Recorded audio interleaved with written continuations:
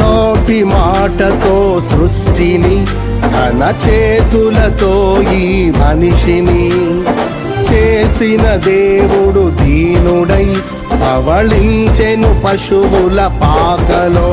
నీ చరిత్రను మార్చు దేవుడు తన మహిమనే నీకిచ్చెను. యూదా ప్రధానులందరిలో నీవు అల్పమైన దానవు కావు. యూదా ప్రధానులందరిలో నీవు అల్పమైన దానవు కావు. స్తుతియో మహిమ ప్రభావము ఎల్లవేళల ప్రభుకే చెందును.